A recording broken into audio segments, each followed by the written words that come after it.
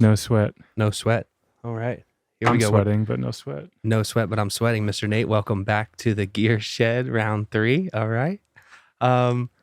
So we've been talking about a lot of stuff today, and we went down a bit of a rabbit hole, and I want to get into that. Not right now. Okay. What I want to talk about right now is the experience we had with the Arctic Leopard XE Pro S when we were out in Marina, right? And we got to ride it.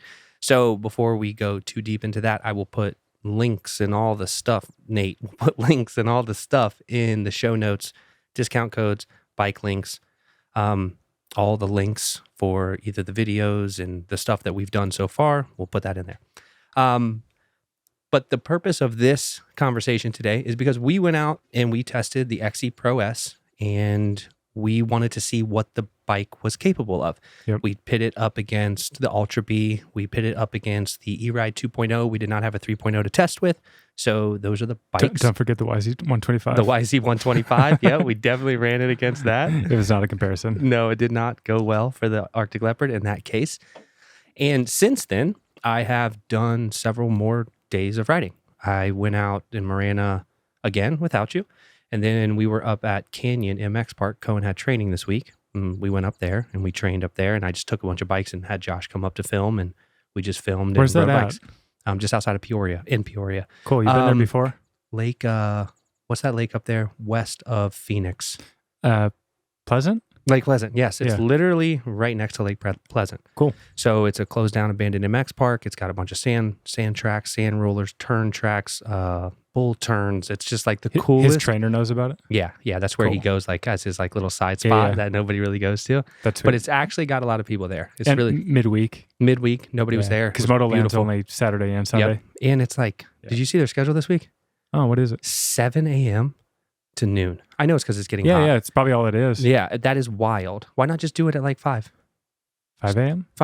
PM. Oh, No, 5 a.m. It'd be too dark then. If you started at 5 p.m., then 4 to dark. What time's sunset now? 7:30? 7:30, 8 o'clock. I mean, they got lights. It's cooler in the morning though. Yeah, I know, but it's bad. Yeah. Like, who is... Dude. I can't do it. I'm into that. I know. I asked you if you want to do like a sunrise ride a month or so back, and you were like... No, I have no interest in that. You're really against it. Yeah, here's the thing. Here's what I know about myself. I am the most productive. I only need 4 hours a day to do a whole day's worth of work. 4 to noon, I don't get up out of my desk. I just hammer coffee and I get work done. 8 to noon? 8 to noon. I'm done. You said 4 to noon. Like I got a whole week. Did I?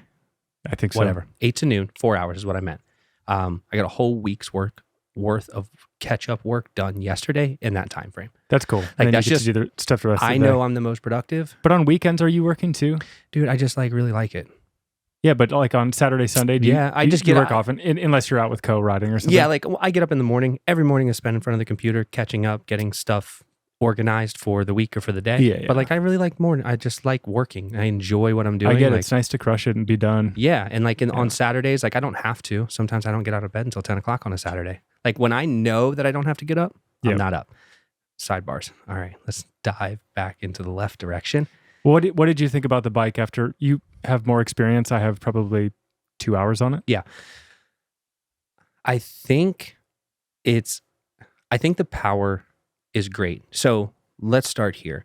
If you're looking for a new bike in today's current market, right? And you're talking about, let's go over a couple of options that I think this is directly compared to or can compete against very well. What do you call this? Like a small to mid-size bike? This is definitely, I just want to just say like, this is small E-Moto in my opinion. Like it's a very small bike. Well, what's like the new bike that you're showing me in your garage? Like that's micro? A mini. Yeah, that's a mini. Okay, that's mini. I picked up a Hyper B.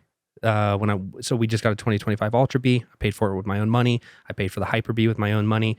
I just think it's a really cool bike, and it's going to be fun to like. So play you call on that mini? That's mini. Mini, small, mini, mid, small, full. Mid, full, and the only full that I know of, realistic. There's some Arctic Leopard big ones, but that would be Stark. Yeah. Okay, so what does the Arctic Leopard XE Pro S compare to, and what would we pit this up against? Now we just used what we had available to us. However, I believe that the best bikes to compare this to would be the E-Ride 3.0, and the reason I say that. It's underpowered in comparison to the Arctic Leopard, but it does. It's the most popular selling bike in the United States today. So I think, and with 16 kilowatts of peak power, Arctic Leopard's 20 kilowatts of peak power, it's close enough. Gosh, right? that's so much. Yeah, it is. I mean, you rode the 2.0 that I just put that controller on. Yep. I mean, just a couple more kilowatts makes all the difference in the world. Yep. So the next bike I would compare it to would be the E-Ride Pro SR, which we have not ridden. I still haven't ridden it. I can't keep them long enough to ride them. Like I haven't even gotten it out of a box yet. So the SR, 25 kilowatts of peak power. So it's a lot more powerful. And I believe it is 72 volt, 50 amp hour, 55 amp hour. So they're all right in the same voltage and they're all right in the same amp hour in terms of battery. What are the specs on like a Light BX or something like that? Is that 60 volt? Okay. 8 kilowatt. Okay, so less mile an hour power, top but speed. we're talking about the same kind of size. Yeah, same kind of size. That's within the same world. Yeah, it's in the same world. It's still in the same world. Yep. Okay, so those are the bikes that I would directly compare this to. Yep. And simply because I have the most experience with them, I'm sure there are some others that would be comparable as well. The Throne Serpent. You haven't ridden that one. Nope. It is a 12 kilowatt bike. It's more of a 2.0. It's a bigger frame and footprint. It kind of feels more motorcycle-ish. But that would be another one that's in the small market. So when we talk about those bikes, the Arctic Leopard XE Pro S feels different than those bikes. And I think the difference is the power delivery for me. And that's so smooth. It's the smoothest I've ever felt. It was crazy. Yeah. Like the first time I rode it, just hearing, man, it was quiet too. So quiet, so smooth. The delivery was awesome. I think the first thing I said to you is like, dude, I want this power package in my Ultra B. Yes. Like I would love that. It was so cool. That really stood out to me right away. I think the power delivery was pretty amazing. And I rode the 2.0 first. And then I got, no, it was backwards. But we were flipping between those two bikes. Yes. Yeah. And we were kind of on like a little bit of a kind of sandy, whooped out, berm turn kind of track thing. And the 2.0 had way better tires on it. So in a way that was easier in that environment because it was just better rubber and you could float on top of the sand. But yeah, the power of the Arctic Leopard was so much better. It's like the build quality felt better too. Yeah, I will say that minus the miniature handlebars. There are a few things that are a little quirky about it. So that brake line too, man. Get rid of that thing. Dude, what is that? You got to take it off. I just moved it way up. Piece of junk. It's like, how do you expect like, it's like that big of a hole. No, and you expect that to like freely go through that? That's crazy. Yeah, and then it was too far down and it blew away the fork guard. That's what you're talking about, right? Yeah, damaged the fork guard, but also just like kinked itself because it couldn't like flow through that. Yeah, so that there are a few little things that are like just should like be better about it. And I don't think a lot of people would probably notice it, or they would eventually. But like we were like we really went there with an intention of let's ride this bike, compare it to other bikes, and let's see how this bike. It's good to let people know though before like they take it out and like they ruin their brake line because that stupid thing that was on there like. Is in the wrong spot. I don't get it. Yeah. There are a few quirky things about it that way. There was kind of that quirky thing on power too. I didn't keep like a really good visual on the battery percentage thing, but that seemed a little weird to me. That seemed like it was. Are we talking about when the battery was all the way dead? Yeah, but like even leading up to that, I was a little confused as to like what's my battery percentage and like what's accurate. I don't know if that was. Did you feel that too? No, It just wasn't obvious. It felt like you know how on an Ultra B you just like. You look at it, it's like, okay, cool, this is counting down and it doesn't do anything unusual. I think that was just because it was a different bike that maybe we weren't used to. Because for me, until you just mentioned that, I didn't even remember where the hell the battery percentage was. Yeah. So I had to think about that. Yeah, like I just wasn't even paying attention. I was not that familiar with it. It was really weird when we ran it down to like 0%. Yeah. I didn't realize we were like there already. I know. And it made this weird like skippy kind of pattern. But I never felt power. All the way down to 5%. I never felt the power get removed. Like, you know how like the Ultra will like kind of like lower the power availability just because it felt like it was doing that, but then it showed 0%. I don't know. And then it just started clicking. I'm convinced that there's some weird stuff going on with that battery percentage meter. Yeah, you're probably right. And like the limp mode or whatever that was that we hit, that was strange. But before that, and maybe they'll work that stuff out, or I don't exactly know, but Yeah, I think it was mainly like, for me, the power was really good. Suspension was pretty solid too. Pretty solid. So remember we were hearing, so I mentioned something in one of the YouTube videos that's probably out. And if you haven't seen them, we'll put them down below. But I think with the, we were hearing that clanking. Do you remember hearing that? And like we were like dropping the bike, or no, I don't think you were there. This was the second day. So the second, what was it? Kickstand? I thought it was just a kickstand when I was riding. There's like I don't even know what the brackets are for that we just left under the seat. Yep. I'm not even sure what they were for, but they were just clanking around in there. So we were like picking it up and dropping it. That's all it was. And it sounded like the triangle and the linkage was all bound up. And I was like, oh my God, this is not good. And I mentioned that in the video. So now I like, sorry, I was completely wrong. I'm just an idiot. It was just something that you missed. Yes, just something that I missed. But like it was there. It was I don't know what the brackets are even for. I have no clue. I think it's to like wedge the battery in so you don't have any battery play. Yeah. But I forgot them and they were just there. So speaking of battery, that's another good thing to point out about this. It seems like Arctic Leopard across their line, they're just trying to have the best range possible. Yeah. I mean, I think I might be wrong, but I think the battery specs on that are basically you're getting an Ultra B size battery.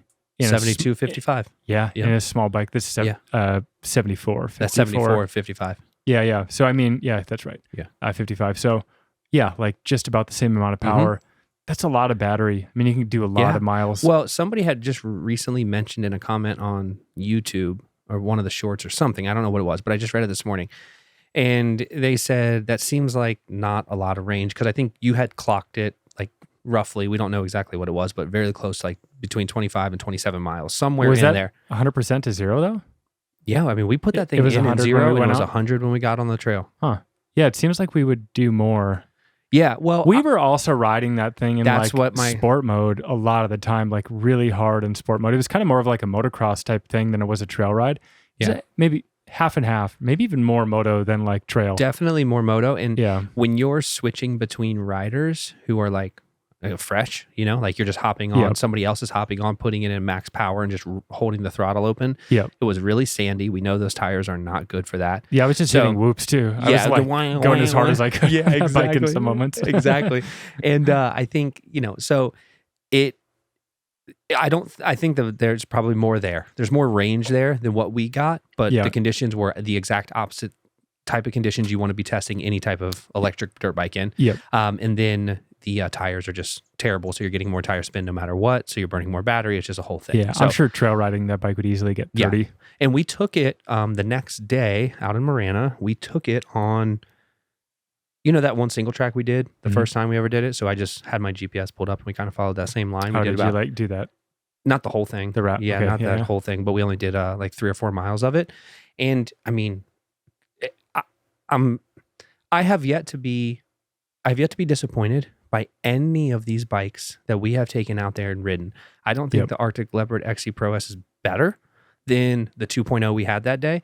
I don't think it's better than the 3.0, but they all do the job. Yep. So like if you're looking for a bike that you're trying to get into a bike, or maybe you're looking at this bike as a second bike, there are some things you need to change for sure. Oh, and for the record, the Sur-On pegs, like usually I can fit any peg on any bike because the bracketry is all the same. Yep. You couldn't fit it on that. It's like a millimeter too narrow to slide the peg in there. So they have their own thing. They came with nice pegs though, right? Yeah, really nice pegs, but it was just kind of like a color combo scheme thing I was trying to do. I feel like you don't have to do much with that bike though. No, you really don't. Like it's just kind of fine out of the box. But I will say that, I don't know, for trail riding, I really think tire choice is like so important. Yeah. It's so sketchy riding a bike with like teeny tiny wheels and tires. But I think once you would do that, you'd be fine. Because the 2.0 had like the big beefy tires on it. Yeah. 1619. But like really beefy MX rubber. 53s. I mean, they make such a big difference. Like doing something like that. I think if you're doing trail riding, I think I would always recommend having the extra rubber. But if you're on really nice pack stuff or kind of more moto or just stunting around, honestly, they're perfect. It's really fun out of the box. Yeah, I just couldn't believe how good the engine was. Well, I think that whole bike, I really do believe the bike was engineered with I think they're going directly after the 3.0. And the reason I say that is their price point is $53.99. That's Arctic Leopard. Arctic Leopard, yep. The E-Ride 3.0 is $57.99 now, post-tariff. Cool. So a little bit less. You're cheaper than that, right? And you have more power. Yep. The Ultra B, I'm going to throw it in there just because it's a power thing, but that's 6,500. So you're still basically the same power as that bike, but you're in a smaller footprint for less money. Yep. The SR is 64.99, 25 kilowatts. So you're getting more kilowatts, tires, all that stuff is more dirt centric. It's so like that's the same price as like an Ultra B. Yeah. And that's the same price as an Ultra B, but it comes in that little tiny frame. And I'm just not a fan of spending that much money on a small frame. It's a lot of money for a small frame. Yeah. What do you think of build quality between like an E-Ride and this Arctic Leopard? I mean, you're the one who's building them and riding them way more than I am. Man, I just don't know. I just don't know there's a better bike than an E-Ride right now. Like, just period. Seems like they're pretty hot. I don't know what they've done. Yeah. Their forks are good. Like that 2.0, that's all built. Forks and shock completely. Like stock. dead simple too on their switches. Yeah, like they're very simple. Like eco the control, or sport. Yeah, eco or sport. And then we put that controller on it and made it faster, but it's not necessary. I just don't think there's a better all-around bike than the E-Ride. Yeah. That's not to say the Arctic Leopard doesn't have a place and that it is not a very fun, powerful, exciting bike. There are always things that you should do. So we did change, I don't know if you saw, but we took those handlebars off, put a Warp 9 bar mount, and then Warp 9 bars. Yeah. And that just makes the bike immediately feel better. But outside of that, it comes with really good foot pegs. You don't need to change them. We were doing it for aesthetic purposes. Yep. And then that bike is done. Now, it's just a tire choice at that point, a preference of what you want. But I just don't think that there's a better bike on the market than any of the E-Rides right now. I don't think Talaria is as good. I think Surron's build quality is as good, but they have no middle ground. It's like 60 volts or 74 with the Ultra B. There's no middle ground. Like a Light B is just underpowered for the money. I think they're $4,600. I could see how you'd want more power than what that has to offer. And sure. and it's maxed. It's maxed out. Now, and it costs a lot of money to upgrade power. 100%. Yeah. So like it's just better to get it done in the beginning. Pay for 100%. It up front, and you don't have to do the whole like sell my shit, buy some more. Right. Like it just costs too much. I agree. I'm gonna try to find a note. No surprise, I made a note after we got done riding just to like be fresh on like what I observed when I was riding it. And for the record, for everybody, we are literally in the gear shed in southern Arizona. It's hot. It's supposed to be 100 degrees today. We're dying for this. It is so hot. I'm sweating. We would have a fan, but you'd be able to hear it through the microphone. So we're just suffering for you. It's a suffer fest today. And I'm drinking hot coffee. That doesn't help. No, it doesn't. All right. I have some notes. I actually have like 15 or 20 bullet points here. Dude, you're the best. I mean, I knew I was going to forget it and it's good that I wrote this down because we're going to record like right after and then it didn't work out. Yeah. Then I went to Mexico and now I'm back. We had for the record, we would have had this episode done the very next day. The problem was we had a serpent. Oh, yeah. We had a literal venomous snake. I don't know. That's actually just not a thrown serpent. Not a thrown serpent. We had a venomous reptile that had made its way into our gear shed. And Cohen came in here. The bike was right here. He was doing something with the Ultra. And there's a rattlesnake? He went to pick up the freaking wrench and he almost picked up the snake. Oh, well, that's scary. It turned out not to be a rattlesnake. However, that thing could very well be in here still. I have no idea, but it's not venomous, I don't think. And if we get bitten on camera, that would be kind of cool. As long as it's you. I'm out on that. I'm out. All right, hit me with the bullet points. All right. Narrow and thin seat. Let's talk about the seat. It looks cool. The bike is like sexy, but it's a little seat. God, I'm so glad you got notes. You're so prepared for life. Oh, God. You told me to not prepare, but I did. I know. I told you that. I just knew You're like, Nate, don't plan. Don't have anything in mind. Just come in here and let me try to do it. And you are carrying the podcast today. So this narrow seat, right? The seat in general is, I don't want to say this because I do like the bike. And I'm just being, what's the word? Where I'm being over the top, okay? It's so uncomfortable. You're dramatic. I am very dramatic. It is so uncomfortable. That seat is so bad. Yeah, it's kind of like bicycle, like road bike territory. Literally. Yeah. There is a thin piece of foam in the middle of the seat. That is the only place that's comfortable. And the rest of the seat is basically like sitting on hard plastic. I don't understand that. It looks cool, but yeah, it looks really cool. It matches the lines very well, but the seat is not good. It's nice that it's like elongated and you can like actually move on the bike. Yeah, that's like, true. What would you rather have? Like a thinner elongated seat or something that's like shorter and cushioned? for that type of bike, I mean, shorter and cushioned. I mean, I'm not like it's not a bike I'm taking serious, like on a woods ride, you know, like for me, like because we ride bigger bikes in those conditions. Yeah. However, like that's what I would like. Go ahead, carry on. Power delivery. We talked about that. Mm-hmm. My kind of sub note on that is that standard and sport were super useful. I don't know how many modes there were, but yeah, I just found those 4. Yeah, like so there's 4 power modes. For me, I was like, dude, standard and sport, I would just be living in that. It'd be fun. I want to go through those real quick. Eco, standard, sport, and then like, I don't even know Eco, standard, tour, sport. Some weird thing. Maybe it's, but like it's maybe all it's tour abbreviated. First. It's abbreviated, so like you have to kind of like dissect standard's not near the top? I don't know. Standard? I think it's Eco Tour, Standard, Sport. Eco Tour, Standard, Sport. I don't know. I think so though. I forgot about Tour. Yeah. So there's 4 modes, but I think that was really good. I was riding it in whatever the third mode is most of the time. Probably standard then. And when we got on the bikes, we took it to that turn track and we just were racing around, following each other. Yep. And I had so much fun on that bike because it was playful. It was slippy. I was sliding out. I was, it was kind of a little bit reckless for those conditions. But we were able to go really fast, and the brakes held up. Yeah, the brakes we can get to brakes though because I have some more info on those since I've been riding. And the power in that was really cool. Like I remember there's kind of the big whoop section. Yeah. And I remember I could like if I had it in the sport mode, I could roll one and actually like get enough power to like double out. Well, I mean, you're kind of wheeling it, but like it was that much power that you could like the next day. We went, or I don't know when it was, a couple days later, but Co went out there and Josh was there filming and he was ripping that bike and he was just rolling the whoops tire off the ground. Really? Wah, wah, wah. Like the intro to one of the latest videos is him hitting those. Dude, I'll have to watch it. Wild.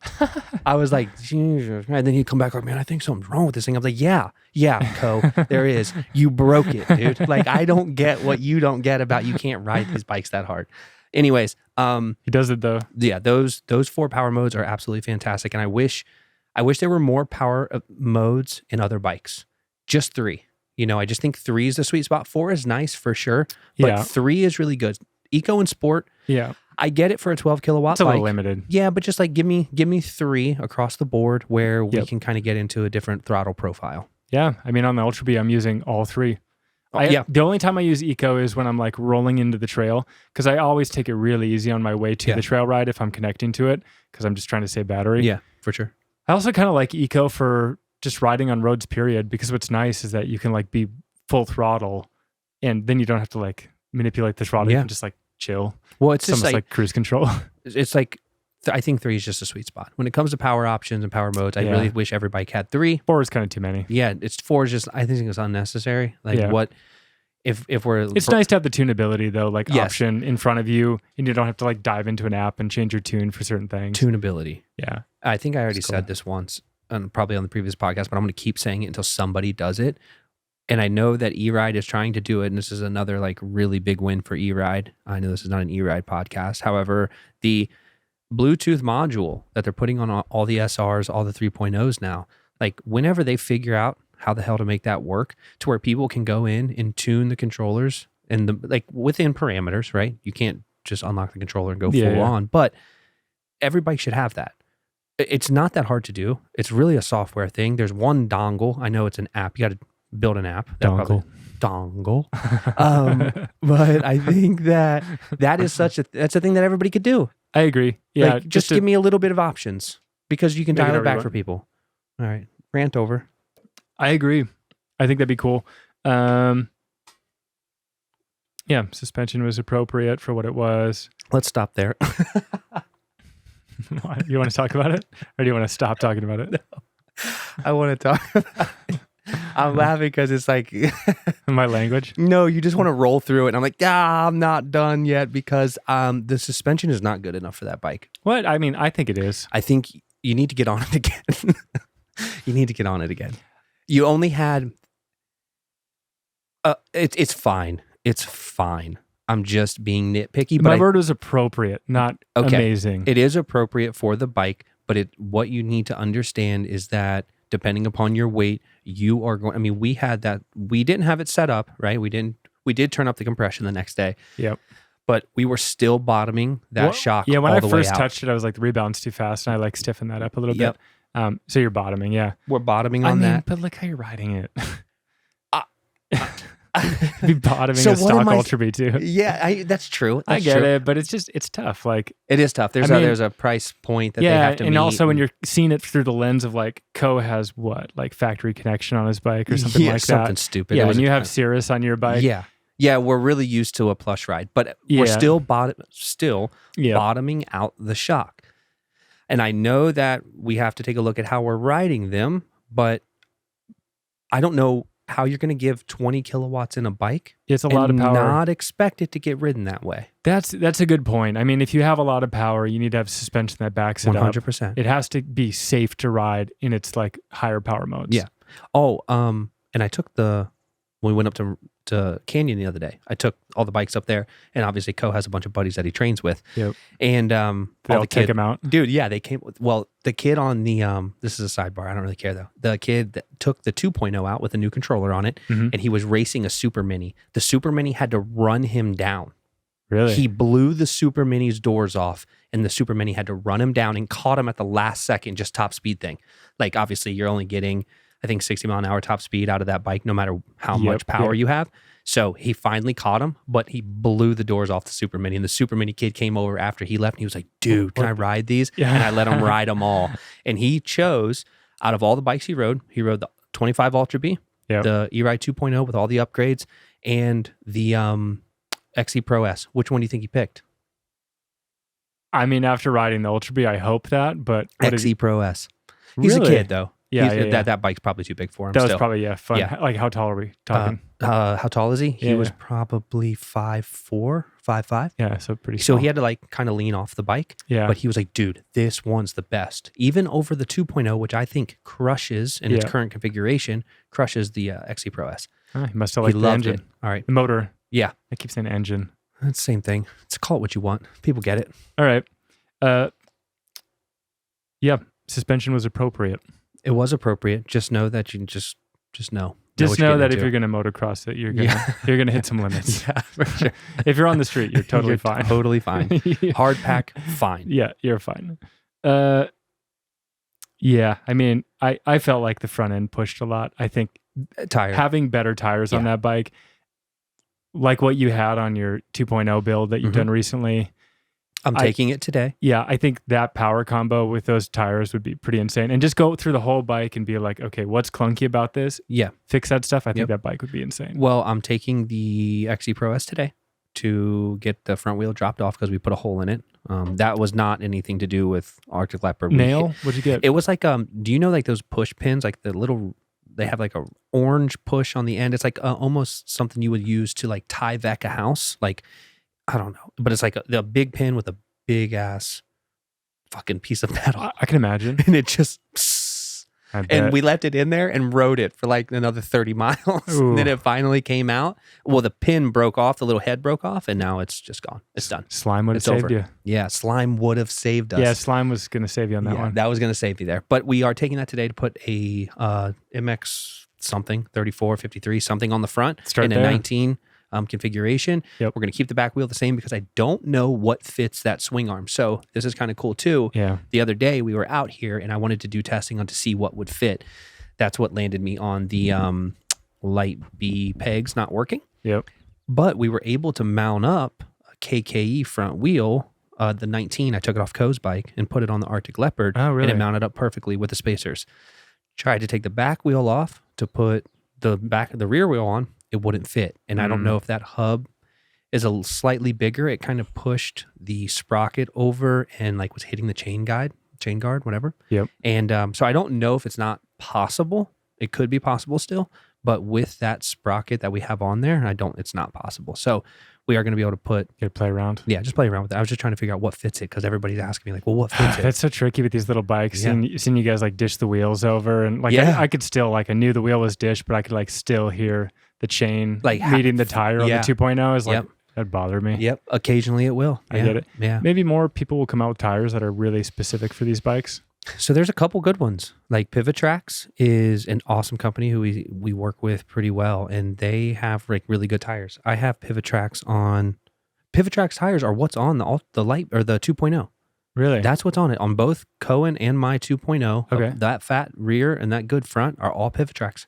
Yeah. I'll have to look into them. I don't know anything about them. They have really good tires. They're kind of designed specifically for E-Moto. They have a 1919 setup where it's lighter weight. Yeah, lighter weight. Like it's nothing too crazy. Yep. It's not like a Dunlop and with all that. But okay, so what's next? What do you got next? I don't even know where I went with that. We already talked about it. Front brake line kinks. Yes. You just remove the guide for it. That's silly. There's probably a better one that you could put on there. Not much else to say. Okay. Brakes then. So I just think it's the pads that these guys use on these bikes that are just bad. That's the only thing I can figure out. So this week I got 2 customers that bought 3.0s, sub 100 miles. Now, granted, they're probably being psychotic. However, they're both blown through the rear brake pads. Why? I don't know. And that's what I'm noticing. That bad? I think they're just that bad. I really do. Who makes like really solid replacement pads? I don't know. I don't know.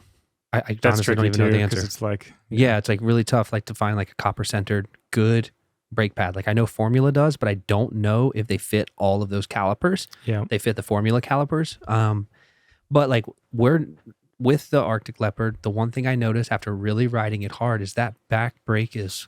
Now, this is on every one we ride.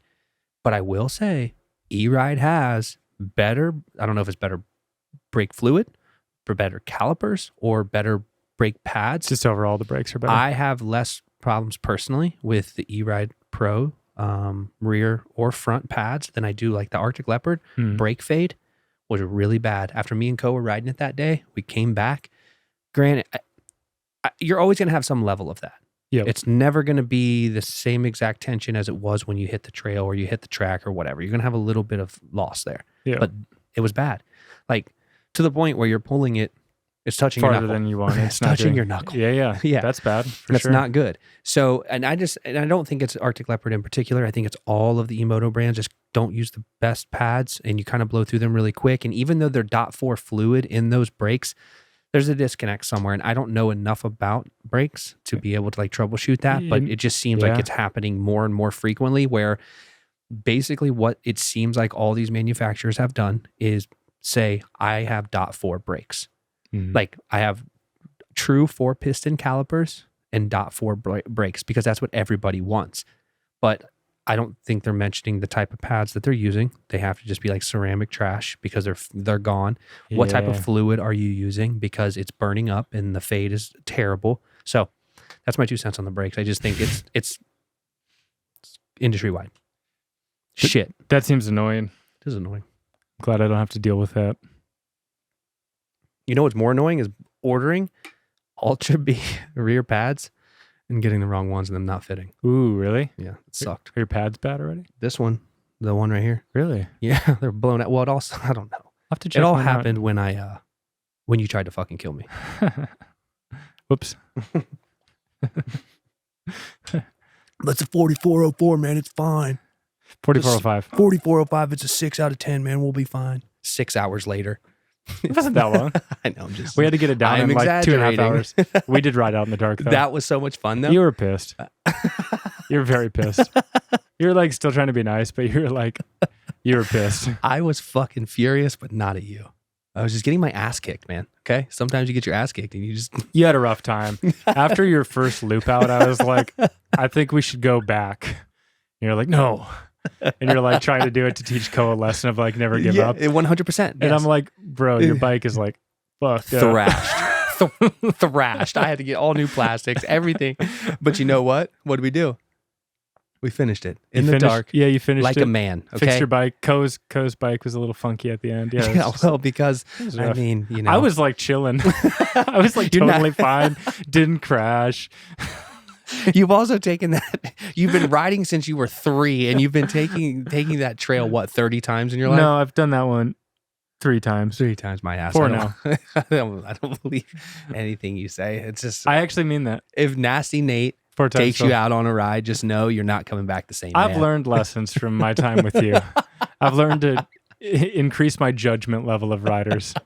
You're deceiving, man. You show up with a nice bike and nice gear. Well, that's what I told Co. So and you got a company, and I'm like, oh, he's good. He's totally fine. I'm good enough. Okay. Well, that's what because Co asked me the other day.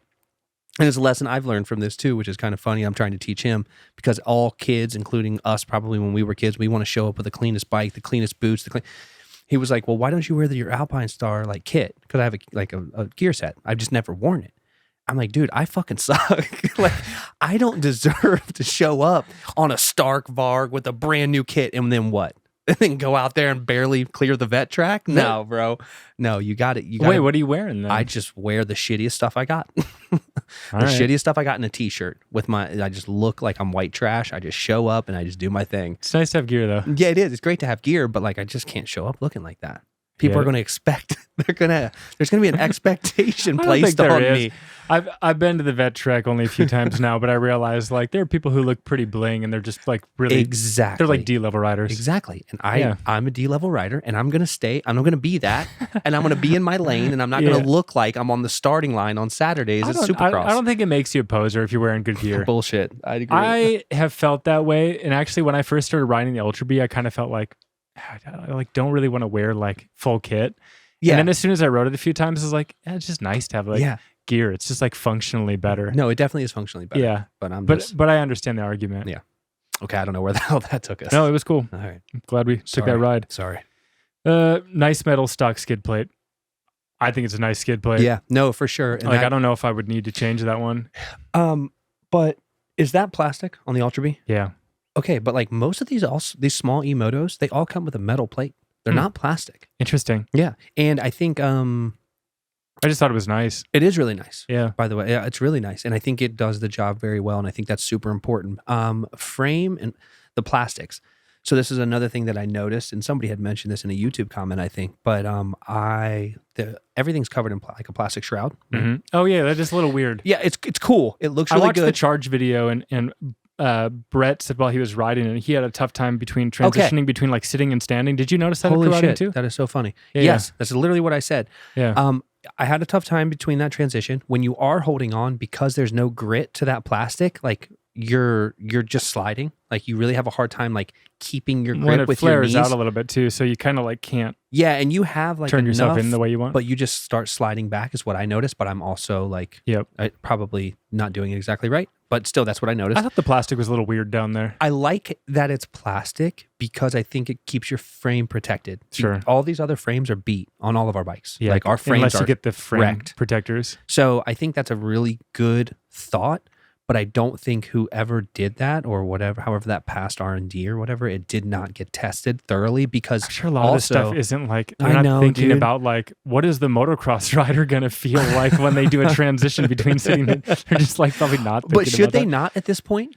Probably. At this point, we're not, this is not 5 years ago. I know, man. I just feel like maybe the small size market is like not obvious that you're going to be doing it. But it's the biggest part of the market. I guess that's true. I don't know. And I think you're right. I think there's an argument to be made on both sides of that, and both sides are absolutely right.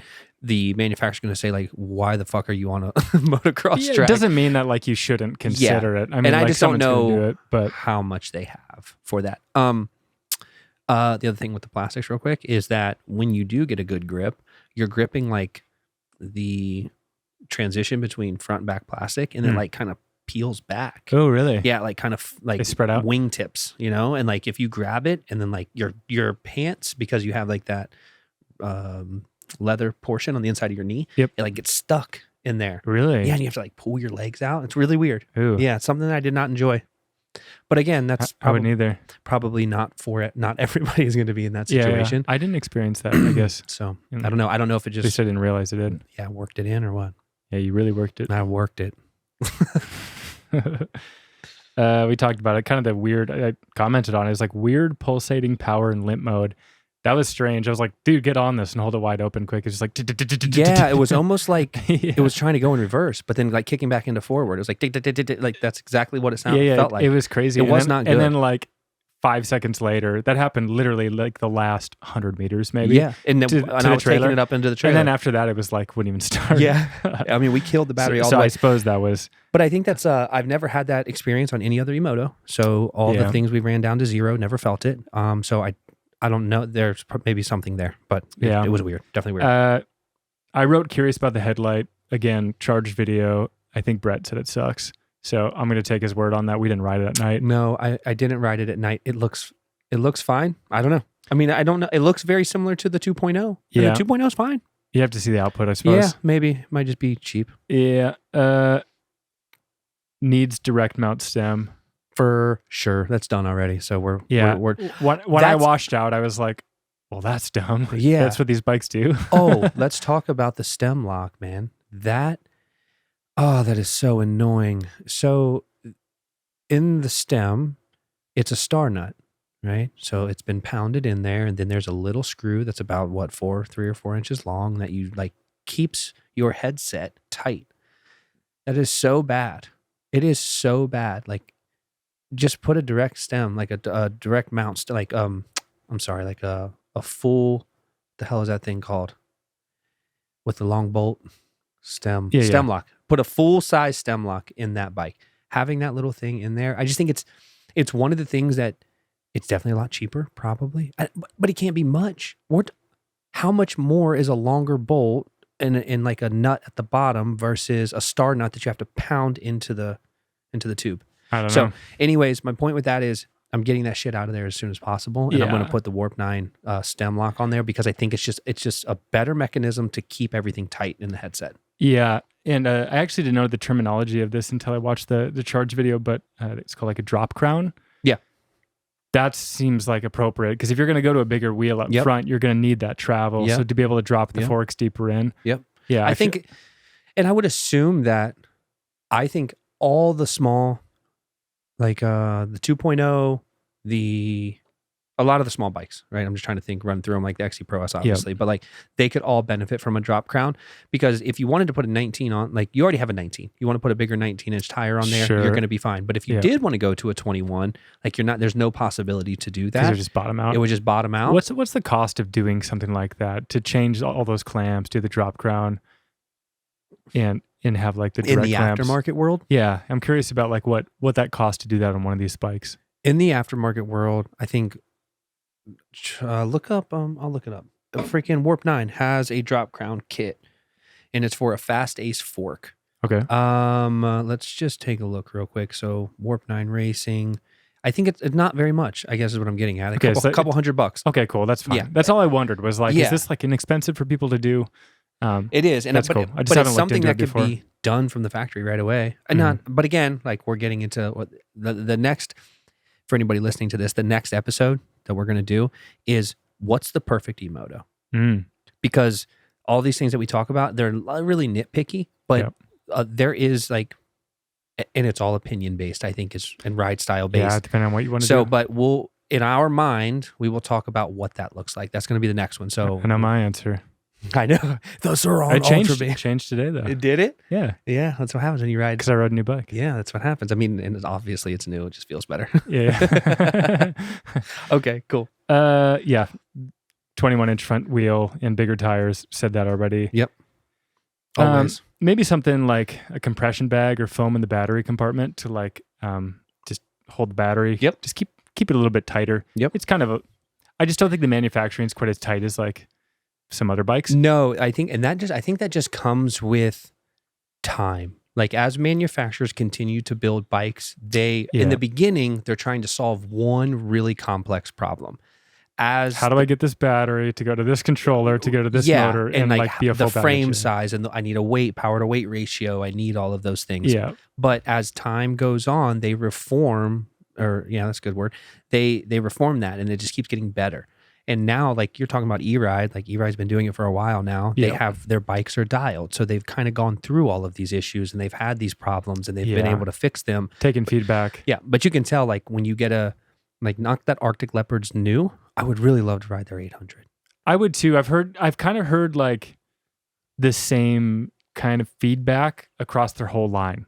Like what we're talking about today, or just like great power, great battery, but just kind of like little clunky. Little clunky. Yeah. But I think like I'd really love them to like fix that and to get into a price point that's more appropriate because like they're 800 or 880. I mean, they're kind of like How much are they? I think they're like over 10. What? No way. Yeah, dude. Bullshit. And I just think Fake it's news. like, Hold on. I think you're just kind of in the same zone as like a Stark Varg at that point. And it's a little tricky to make that decision. All right, hold on. Take a look, dude. I'm looking right now because I would have considered it if it was less. There's no way it's that much. 800 or 880? Which one is it? Is there more than one? Yeah, there's an 800 and an 880, I believe. Oh, God. 800 is kind of the smaller one. The 880 is like the more dual sport. 8,000 is the 800. And they've come down, I think, then. Yeah. I think they were higher when I originally looked.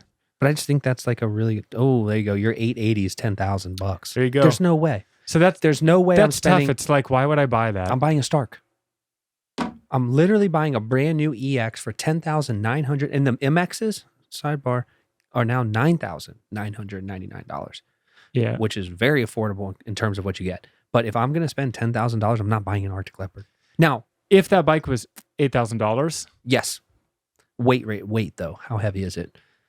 Because if it's it can't be probably not as heavy as a Stark. I don't know, but there's a part of me that knows that those things are getting like 60 miles of range. Really? Yes. Holy shit. That changes everything. Yeah, dude. Because like that bike would be. I mean, that's a bike. I would deal with the shit. Yeah, for like sure. I would fix the little nitpicky problems and stuff like that. I would figure that out. Would you do it for $10,900? No. But you would do it for $8,000.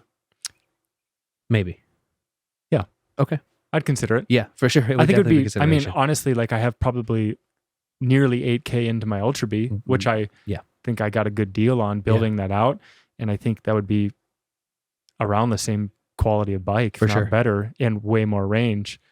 So I'm not sure.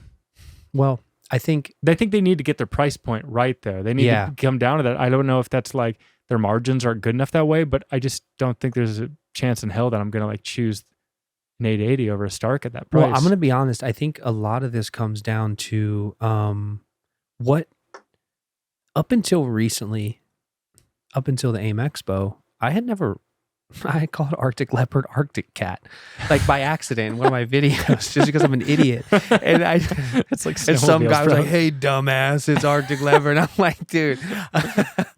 I'm like, oh shit, that's so funny. And I went like I went on a rant, right? Like let's get you a snowmobile jacket, like an Arctic Cat jacket, to just make fun of yourself. I'm an idiot.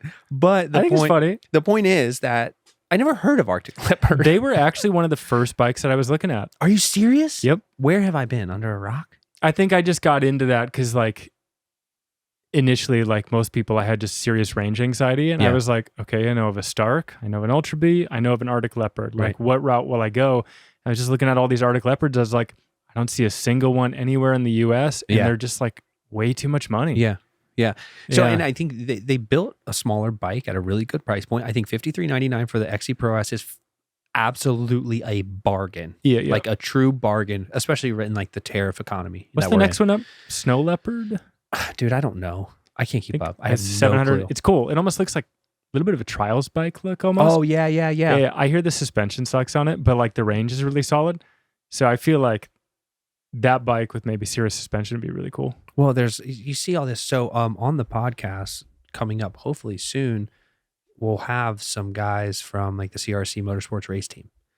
And they have ridden literally every bike, and all of their little bikes have Cirrus on it. Yeah. And I've emailed Cirrus, and they're like, "Hey man, it's just still in R&D. Like we just can't let it out because I just want a kit. I just like, dude, give me a kit. I'll pay for it. I don't care. I just want to put one of those little kits on one of the small E-Motos. Could you imagine that? Like, what does Cirrus do to the XC Pro S? Like, you take off what it comes with, and you put Cirrus on it. Yeah. Where are you at now? Cirrus, drop crown, and like bigger tires. Yes. I mean, I'd probably do... Dude, and that bike would be anything on a vet track. Ripper. 100%. Yeah. I mean, so like it's just missing those little things. But the point is that until the Arctic, as far as Arctic Leopard's concerned, to me it's new. I have not really ever heard of them until recently. I'm curious to hear, like, have you ride one of those bikes for 250 to 500 miles, and then like we'll circle back to it and like talk about it, just like know what it's really like. Yeah, I would really, and I know we could probably get my hands on an 800 or an 880 for like testing purposes. Yep. And that would probably be cool just to have, because I would be very interested to see if like that throttle is along all their bikes, if that's just how they do things, because it's really good. Yep. I have an inkling that, and I have no legitimate evidence of this, but I have an inkling that Ventus is who manufactures Arctic Leopard. And I could be right, I could be wrong, but a lot of it comes down to like the throttle. Like the throttle on the 2.0 now that we put the Ventus controller on there is very similar. It's very good. And then like the screen is very similar. Not to say that I just have an inkling that they're like cranking out a couple of different brands. Yeah, they do seem like really similar. Yeah. Huh. So, and I don't know that to be true, but I just think but they do have like very similar vibe. I felt that when I looked at the display. Yeah. And then like the zipping noise is different. The throttle's really good. So I don't know, but overall, let's wrap up the Arctic Leopard, right? The Arctic Leopard XC Pro S, unless you have something for it. Let me just see if there's anything else. I really like that there was no jack shaft. It was just direct drive. Oh, and that's cool. Pause. So I think that's a good point, right? The jack shaft, another person on YouTube or somewhere in the world commented, why does it sound like that? And I think the reason it has that like almost spaceshipy sound is because there's no jack shaft. Yeah, maybe. Like there's no belt, there's no more noise to be made. It was so quiet, man. It was like just half power. the volume of my bike. Yeah. I have a roller chain, so that probably doesn't help either. For sure. But yeah, it was so quiet. But you just hear like the squeaks, like just rolling my Ultra B. You can just hear the squeaks in the jack shaft, you know? Like I hear that a little bit sometimes too. Yes. Did you loosen your belt? Have you adjusted yours? I didn't either, but I've heard people say that you can like loosen them up a little bit and that's better. I'm just nervous to mess with the belt. Yeah, I'm just nervous to like break one on a trail. I'm surprised you don't carry an extra one. I need to. There's an extra one in there. You can have it. Really? It's in my Okay, cool. real. I'll take it. Yeah. But anyways, so overall, was that the last point that we got? Yeah, that's pretty much it. So overall, I think from riding it, I think it's got like 120 miles on it now. Which is few. Yeah, it's a pretty good amount. Now they weren't all me. They were Co and they were only you. A few weeks though. That's like good. Yeah, well, I mean, we just like beat the crap out of it. And then like the kids at the track were riding it. So like, you know, everyone's getting it. But everybody's like having fun with it. But I think, so obviously the modifications we've already gone over that are important. The things that you should do, the things that'll probably make the bike better and more responsive and you'll have a better time on it. Not that expensive though. If you really think about what like you really would need for it. I just wish the drop pegs were a thing. That would be so good. Because you just feel like, you know, all the small bikes. Yeah, you're so used to that. It just is what it is. I didn't mind it though. I know. And I don't mind it when I actually get on some of these bikes. Sometimes I feel weird with the drop pegs. Like when I got in your 2.0 build out there, just testing it before we got on. I was like, oh, it feels so low. Yeah, it does. I'm fine with it. Like 2 does. seconds later, I'm like, fine. Right. But when I first get on, it's like, I feel like I'm standing up while I'm sitting. Yeah. Yeah. It's really, I don't know. I just love that feeling. Yeah. But maybe that's something. I enjoyed it. I enjoyed the bike. I remember when the first ruts that we were taking together, you were on the 2.0, or I don't know whenever I got on the Arctic Leopard. The two of us would just like swap between We would just swap back and forth. And we just kept going through the same section, swapping back and forth. I remember you were like, 20 dude, minutes. I'm way faster on this bike. Yeah, way faster on the Arctic Leopard. And I thought I would be faster and have more fun on the 2.0, but I didn't. It was the motor. It was the motor, and it also had, the 2.0 had big meaty tires, and the Arctic Leopard had trials tires essentially. And we were in dirt or sand, silt, and it was still more fun. And I felt as if I were faster on that bike than the way I love setting up these bikes with the 2.0. Agreed. I think if you put bigger tires on it, it would just be like so fun in so many environments. Well, that's what we're going to do. We're going to take it today. I don't know a back tire size that'll fit, so I'm not even worried about that. But we're going to take it today. I'm going to put a big meaty front on it. Still the 19-18 setup, not really changing much. I'm going to see what they have options-wise for a 19-inch rear that will fit, because it's narrow back there. So like I can't go too big. I don't prefer having to dish the wheels if I can avoid it. But I'm going to have to do that if I want to put a good you came unplugged. If I want to put a good tire on it, that's what I'm going to have to do. But overall, there's not a better bike on the market, the Arctic Leopard, than this bike for the price. For $53.99, you're not going to get a better bike. You're not going to find out more power. You're not going to find a better one. I rest my case. Yep. And the only thing I have to say is I dig that it has a chain guide, like a legit chain guide. Yeah. Why is that not a thing that everyone does? I don't know, but it's like, it's nice to see. It's so nice to see. I freaking love that too. Yeah, that's a great point. That's cool. And that is a small detail that a lot of people just overlook and they don't even care about. Whatever it is, maybe it's not important. But I think it is important, and it definitely definitely get some A+ for that. We'll see if what people do with these bikes, and we'll see what you do with the bike over time. Yeah. And I really am curious when you put bigger tires on that thing, drop crown, direct mount. Yeah. Like, I think it's just going to be... you can make it a machine, I feel like. Yeah, I think it's going to be just as fun as an Ultra Beat. 100%. Yeah. So that'll be it. If you guys have any questions as it pertains to this, I mean, leave those in whatever comment section you have access to. I don't know if you're watching or listening. It is with great pleasure that we get to sit here and talk about all of these bikes and have these conversations. And we would love input from you of the things that you want to hear and you want us to talk about, or you want us to test, and you want us to just dive into a little bit deeper. I think this platform is so much better just to have a fucking conversation, you know? And I have to cram like all of the information in my head in a 12-minute YouTube video, because I know nobody's going to sit there for longer than 12 minutes. But for whatever reason, if it's two people talking in a dingy gear shed, like everybody's like, yeah, man, this is great. Keep doing that. Like, okay. It just takes a lot longer. But we appreciate you guys watching or listening. If you have any questions, concerns, comments, please leave them with us, and we will definitely take those into consideration on the next pod that we do. On the next episode, we are going to talk about what is the best E-Moto and what are the things that you could do to build the very best E-Moto in China. All right. Later, guys. See you.